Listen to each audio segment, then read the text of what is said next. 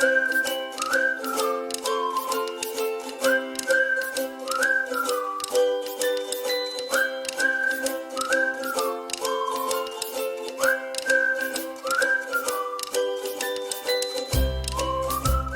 friends, welcome back for week 4 of 52 Weeks Older and Wiser.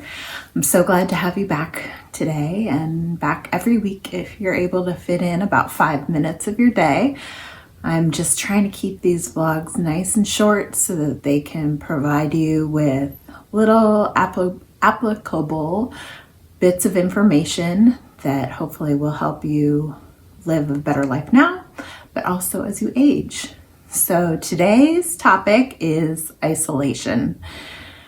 And boy, if you're anything like me, you are feeling super isolated these days. And that is obviously as a result of COVID and our need to keep each other safe during this difficult time. But I did want to call attention to this because isolation is a huge issue as we get older, as many people get older. And in fact, 1 in 5 people who are 45 and over report being chronically lonely or feeling chronically lonely. And people who experience loneliness and isolation, and just ignore my dog trying to talk to me over there. Speaking of older, he is a 14-year-old golden retriever who likes his presence to be known. Anyway, so loneliness actually, and of course loneliness often comes from that feeling of isolation, and it can actually have the same impact on a person's body as smoking 15 cigarettes a day. So that is the type of impact that we're talking about right now. People who are isolated oftentimes have up to 26% higher risk of death than people who are more socially engaged. So it's something to be aware of as we age and as we live in these uncertain times of COVID. So you might be saying, well, this is lovely, Serena. Thank you for this day brightener. I want to bring that to the forefront of your brain because it is such a public health issue that is not always getting as much attention as it should be. But I think it's gaining in kind of knowledge, awareness these days. And so I wanted to address the situation too. So as you're aging, think about what some of the things can cause that feeling of isolation or someone being isolated.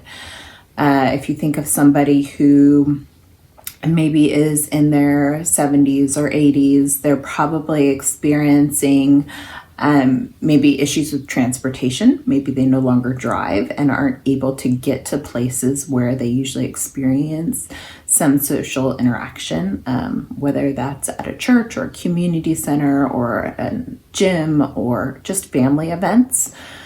So transportation's often an issue. Also, hearing can be challenging for some people, and they will start self-isolating because they aren't able to hear what's being said in a conversation. And so they're very concerned about that and concerned about not being able to take part in a conversation as they usually would. And so they begin to withdraw and not participate in activities. Also, just general mobility. So their ability to get in and out of a vehicle or in and out of a building, maybe if they've got some sort of assistive device like a cane or a wheelchair or a walker, it can add just another layer of complexity when you're trying to get to some sort of social function or social event. So that's something that can also cause that kind of withdrawing and feeling like maybe it's more hassle than it's worth. As we get older, unfortunately, we often experience the death of close friends and family. Maybe our social network is just getting smaller and smaller. And with that, we don't have as many things to do or places to go. And oftentimes, just our families these days are moving for jobs and different opportunities. And so we often find ourselves far away from family, and that can be particularly isolating. So just some things to think of as you're aging, and I would really encourage you to start thinking about these possible barriers that you or your loved ones might face, and then how you can overcome them if faced with them. So just ticking down the list. If transportation is a barrier, how can you utilize some public services or something like a Lyft or an Uber or something? If you're holding an event or a family member loves to go to a regular event, just helping schedule rides to that event or offering to pick a family member up who may not be able to get there on his or her own.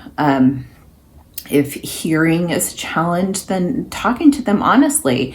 If you begin to notice changes, if somebody is pulling away and not participating in social events as regularly as maybe they were, then just have a conversation with them about it. And if hearing is an issue or if vision is an issue, just talk about some of the ideas of how to address those so that social interaction is still possible and comfortable for people.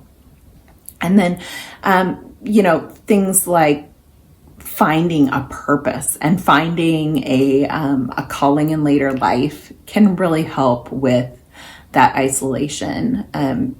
Right now, obviously, there's not much we can do in person, but things like volunteering and getting involved with a community organization that's near and dear to your heart, those things that really speak to your heart can give you purpose and a reason to really get around more people and provide your gifts to those that are kind of needed or those areas that are needed in your community. So that's kind of my tip for today. I hope that's something that will help you kind of think about where you are right now and how you will age in the future. And hopefully it will bring you another week older and wiser. Thanks so much. Look forward to seeing you next week.